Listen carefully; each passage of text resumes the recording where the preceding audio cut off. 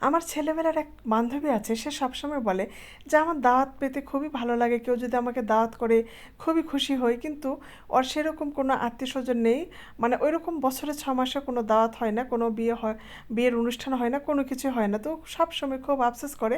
তো আজকে ওর কথা খুবই মনে পড়ছে, কারণ আজকে আমার একটা বিয়ের দাওয়াত আছে। তো হ্যালো এভরিওয়ান, ওয়েলকাম টু সমাজ ব্লগ। সবাই কেমন আছেন?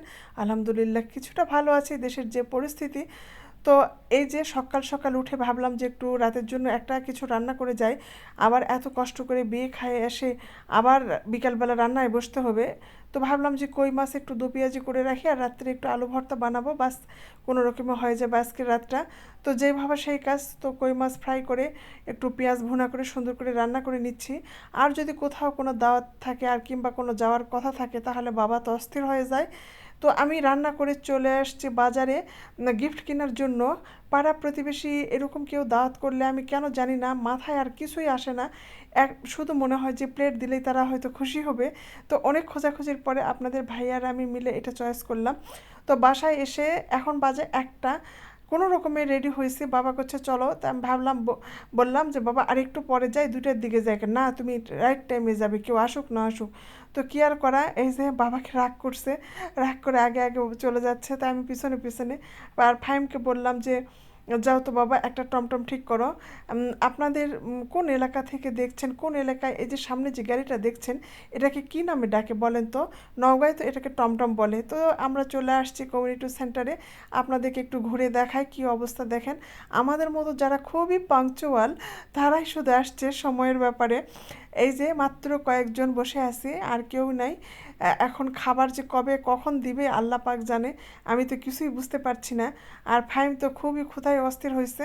বললাম যে বাসা থেকে একটু কিছু খেয়ে যাও, করছে না আম্মু ওখানে গিয়ে খাবো। তো দেখেন কোনো লোকজন নাই, কিছু নাই। এই যে পার্লার থেকে কেবল হবু বউ আসলো, তো ভাবলাম যে একটু ভিডিও ক্লিপ নেই, কিন্তু না, কিছুতেই নিতে পারছি না। যখনই ভিডিও নিতে চাচ্ছে তখনই সামনে দিকেও যাচ্ছে।